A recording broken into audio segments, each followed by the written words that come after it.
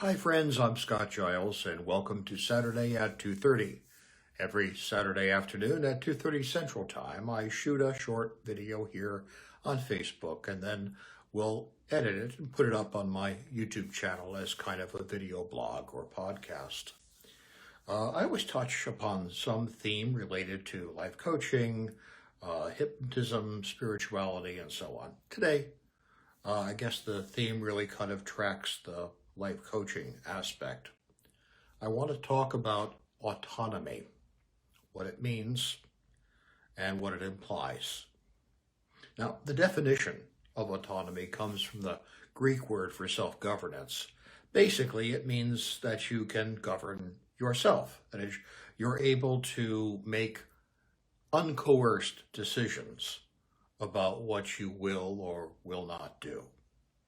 Now, no one in our society has total autonomy. Unless you live on an island in international waters that you own, there are going to be laws, for example, that you have to obey or face a penalty for breaking them. I sometimes joke around here that the reason I drink coffee in the morning is to remind myself that stabbing people is a bad idea. And it's a bad idea because I can't go around doing that without facing penalties. And I don't have the autonomy to conduct that kind of assault on another person. So all of us live lives where our autonomy is restricted to some degree, but it's a matter of degree. So today I want to talk about financial autonomy, personal autonomy, and moral autonomy. Let's start with the financial. All the time I see people saying that their life goal is to have financial freedom. And they usually don't have a thought through idea of what that means. They mean, I want to have lots and lots of money, I think. Now, I've known some very, very wealthy people in my lifetime. I would not describe them as having financial autonomy or even financial freedom.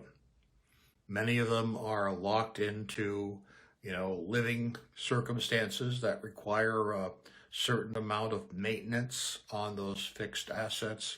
They have people who depend on them for, Ivy League educations and so on. They have obligations and responsibilities that have come in the wake of their wealth.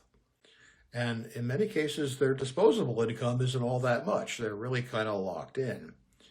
So you got to be careful about thinking about financial freedom. Most people, when they say it, I think mean they want to have financial autonomy. And for me, that's the freedom to live the lifestyle I wish to live without significant financial pressures. It's going to vary from person to person.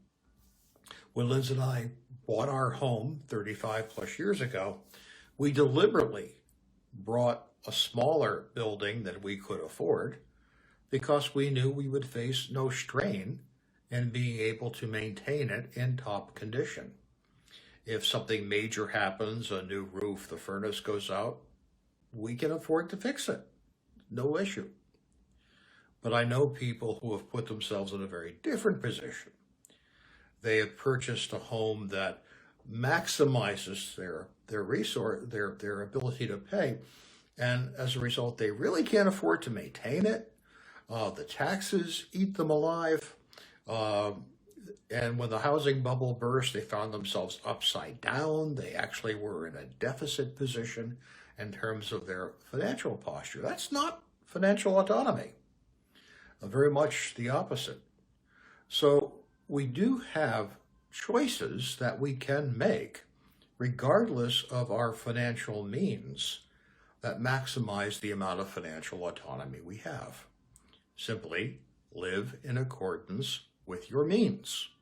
And if you do that, you don't face a lot of financial pressure and you experience yourself as having autonomy.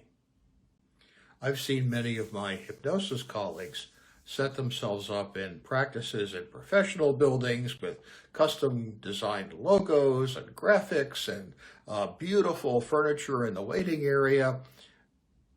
And then they get eaten alive by their overhead when there's a business downturn. That's not financial autonomy. That's probably conspicuous consumption or poor planning. When I set up my practice, I deliberately chose an area that allows a home office. I keep my circumstances modest, but as a result, I have no struggle to maintain them. I have the freedom, the autonomy to live my life personally and professionally without significant financial pressures because of the decisions I've made about what the expenses of that lifestyle and practice will be. Anyone can do that. So you can give yourself financial autonomy by making the right choices. Personal autonomy. Now, your family expectations and scripts impact your personal autonomy. In my family of origin, the script about me was there was no way I was going to succeed. Anything I did that showed promise was discounted or dismissed. If they could sabotage me, they would. I had to get away from them, but I did. And I got away from them to establish my personal autonomy. I wanted to be a success as I define success. That was not going to happen so long as I was part of my family of origin. So I gave myself the autonomy by going somewhere else, where I didn't have anyone I had to justify myself to beyond myself, and I knew I could do that. Your employment expectations affect your autonomy. Do you have lots of freedom about how you do your work, or are you micromanaged? If you're micromanaged, you do not have autonomy. But a lot of people in power resist giving autonomy to other people, even though we know that that is often what makes employees and workers more productive. But there's a desire to maintain a control. My denomination has two forms of ministry, parish ministry and community ministry. I'm a community minister, meaning I work beyond the walls of the local congregation.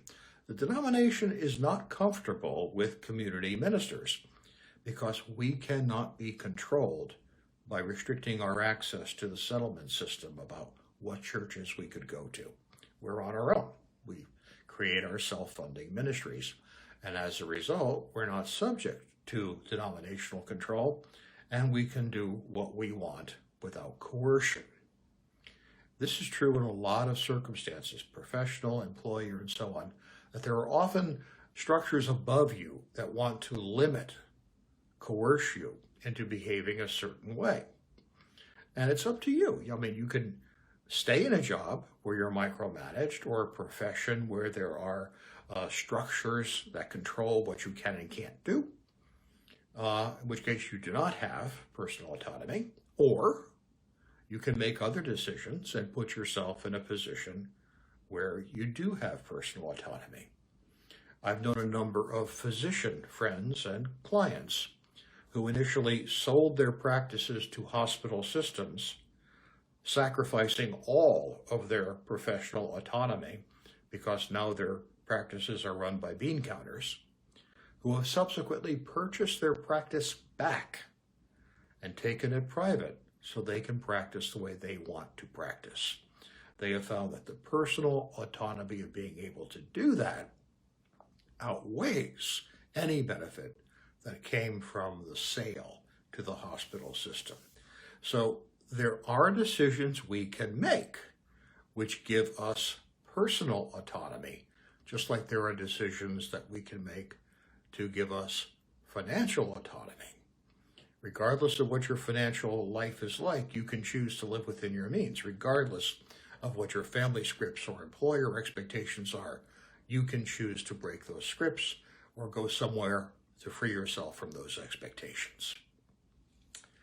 In your personal relationship with your significant other, do you have healthy autonomy. Now, every relationship is going to involve a covenant, a reciprocal series of obligations that are voluntarily assumed between the people in that relationship. That's healthy.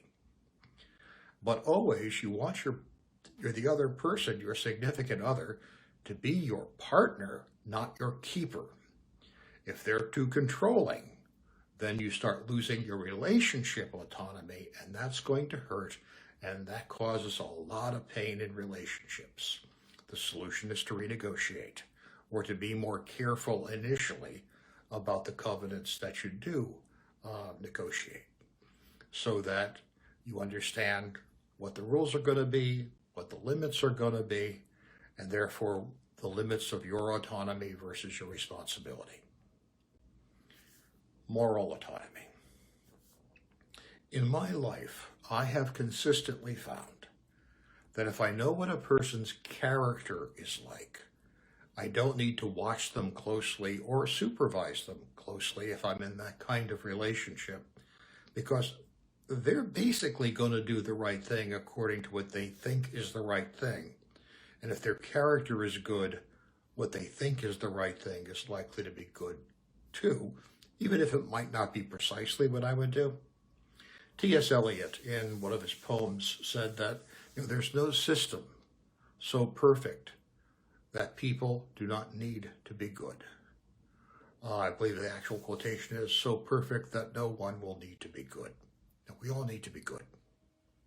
Any system of rules is not going to hold up with the very changing circumstances of life. We see this in the theological world. And by the way, this whole idea of autonomy comes straight out of the theology of Paul Tillich, for those of you who may have some theological training. In the early parts of the Old Testament, we see rule-based systems. You want God to favor on you. This is the number of sheep you have to sacrifice, and then you cut out the liver with the piece of fat attached to the liver, and you burn it on the altar in exactly this way. Rules. In the New Testament, you find a very different thing, where Jesus of Nazareth is not talking about rules so much as getting the spirit of what those rules tried to enshrine. So he might forgive the woman taken in adultery or not condemn her. Even though the rules say she should be stoned, he doesn't do it because he understands that that's not what the spirit of the rule was. The spirit of the rule was, keep our families healthy, and he obviously knew that her circumstance had a special characteristic to it that got her off that moral hook. This is true throughout the world. In the great Hindu religion, in the earliest writings, the Vedas, you also see this rule-based orientation. We're going into battle. How many elephants do we have to sacrifice so the gods will help us? Then later, in the more philosophical documents, the Upanishads, we see a totally different understanding about human consciousness, human awareness, and reciprocal obligations. So it's very common that the most primitive systems are rule-based. The more enlightened, more evolved, perhaps probably a better word, the more evolved systems tend to be based on giving people moral autonomy and trusting their character and judging them by their character, not by whether they sacrifice the proper number of elephants. So, reflect upon what autonomy means to you, I suggest. How much white space do you need to have in your life? When you look at a printed page, that white space, stuff where there's no text, allows the page to be read a lot more easily than if this thing is highly compressed and minuscule type and narrow margins. That white space is like the autonomy we claim for ourselves by the choices we make in our lives. How much freedom do you actually have, and what choices can you make to maximize your freedom to live without being coerced by external circumstances? What changes do you need to make? What do you need to be happy? I promise you, you'll benefit if you sit down and reflect on these questions and find the white space that you need to have in your life, financially, personally, morally, and then put together a life that maximizes your freedom. Hey, thank you very much for your time and attention. I'll be back next Saturday with a different topic. I want to just drop a hint. Someone has suggested I talk about Rasputin, the great hypnotist of the late Russian Empire, and I will do that. Rasputin actually happens to be a figure that has always interested me, and I've read all the major biographies, and I'm actively working on putting together a talk about him. I won't have it done by next week, but it's coming. So if you care to join me, please do. If you like this video, please like, share, and subscribe. It does help me if you share my videos, so please feel free to do that. And if I can be of help to you, don't hesitate to reach out. Take care, stay well, and stay safe.